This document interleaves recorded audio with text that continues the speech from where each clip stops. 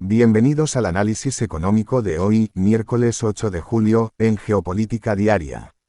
La jornada arranca con una sacudida de primer orden. Durante la madrugada, fuerzas estadounidenses atacaron más de 80 objetivos militares en Irán, en respuesta a los ataques que la Guardia Revolucionaria iraní había lanzado horas antes contra buques comerciales que transitaban por el estrecho de Hormuz. Irán respondió con drones y misiles contra bases estadounidenses en Bahrein y Kuwait, y pocas horas después, desde la cumbre de la Alianza Atlántica que se celebra en Ankara, el presidente de Estados Unidos, Donald Trump, declaró terminado el acuerdo de alto el fuego alcanzado con Teherán el mes pasado, calificando de inútil seguir negociando con el liderazgo iraní. La reacción de los mercados ha sido inmediata e intensa, y es el hilo que atraviesa toda la sesión de hoy. El petróleo es, con diferencia, el activo que más se mueve. El barril de Brent, la referencia europea, se dispara cerca de un 6% y ronda ya los $79, mientras que el West Texas Intermediate, el marcador estadounidense, avanza en una magnitud similar hasta rondar los $75.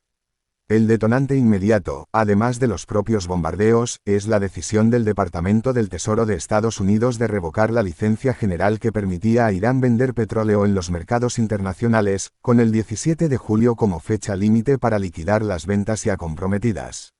Arabia Saudí y Qatar condenaron formalmente los ataques contra un petrolero saudí y un buque gasero qatarí registrados en las últimas horas, responsabilizando directamente a Irán. Todo esto amenaza con desbaratar el frágil marco de paz firmado en junio entre Washington y Teherán, que contaba con un plazo de 60 días para cerrar un acuerdo definitivo.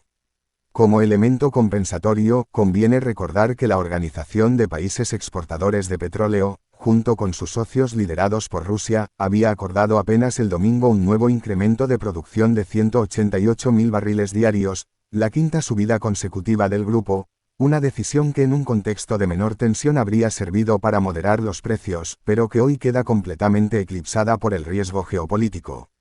Ese riesgo se traslada directamente a las bolsas. En Europa, las pérdidas superan el 2% en las principales plazas, el IBEX 35 cae alrededor de un 2,6% y se sitúa cerca de los 19.130 puntos, encadenando su tercera sesión consecutiva en rojo y alejándose de su máximo histórico, marcado a comienzos de junio por encima de los 19.800 puntos.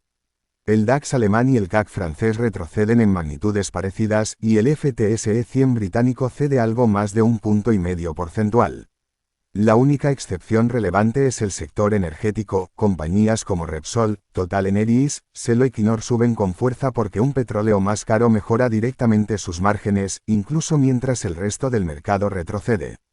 En Wall Street, que abrió la sesión con los futuros ya en negativo, el Dow Jones pierde más de 1 punto porcentual nada más comenzar a cotizar, mientras el S&P 500 y el Nasdaq recortan algo menos de 1 punto. Esta apertura llega después de una sesión del martes ya debilitada, en la que el Dow Jones cerró prácticamente plano, el S&P 500 retrocedió cerca de medio punto y el Nasdaq perdió más de 1 punto, arrastrado entonces por una salida de capital de los valores de semiconductores. Y es precisamente en el terreno tecnológico donde la escalada de Oriente Próximo se cruza con otro debate que ya venía calentando los mercados esta semana, el de la rentabilidad real de las inversiones.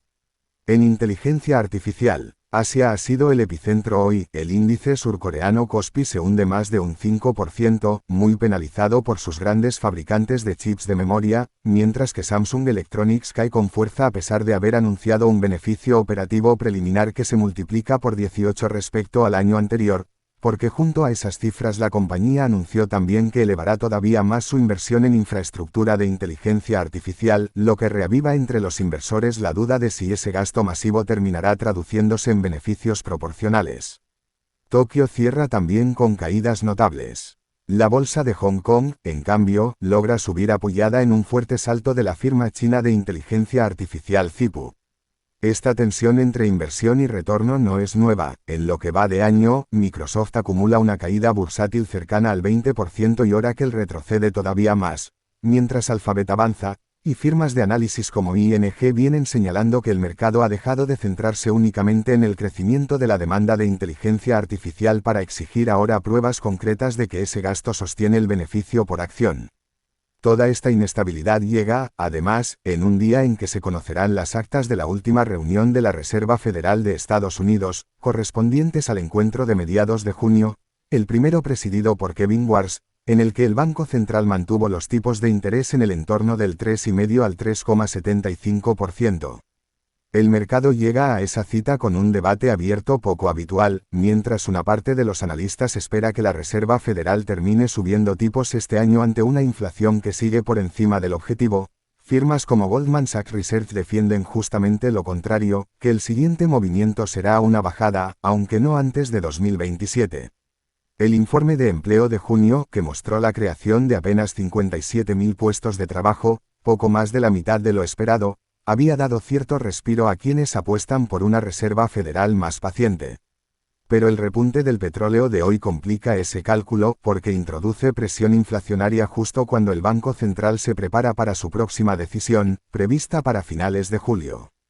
El dato de inflación de junio en Estados Unidos, que se conocerá la próxima semana, será clave para orientar esa decisión. En contraste, el panorama en la eurozona resulta hoy notablemente más tranquilo.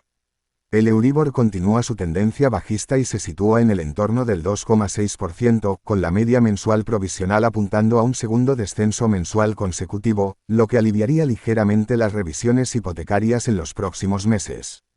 Esta calma relativa en los tipos de referencia europeos se explica en parte porque el mercado da por hecho que el Banco Central Europeo mantendrá un tono acomodaticio en su próxima reunión, prevista para el 23 de julio, aunque conviene no perder de vista que un petróleo sostenido por encima de los $75, como el de hoy, es precisamente el tipo de choque que podría obligar a revisar esas expectativas si se prolonga. La jornada de hoy deja, en definitiva, una economía global que vuelve a quedar rehén de Oriente Próximo justo cuando parecía haber pasado página del conflicto. Los mercados seguirán con especial atención tres citas que se acumulan en las próximas 2 semanas, el 17 de julio, fecha límite para liquidar las ventas de crudo iraní amparadas por la licencia ya revocada, el dato de inflación estadounidense de junio la semana próxima, y la reunión del Banco Central Europeo del 23 de julio. 3. Momentos que dirán si lo de hoy fue un sobresalto pasajero o el inicio de una nueva fase de tensión sostenida entre energía, inflación y política monetaria. Gracias por acompañarnos un día más en Geopolítica Diaria. Si este análisis te resulta útil, síguenos, déjanos tu me gusta y compártelo, nos ayuda a seguir contándote la economía global con el rigor que merece.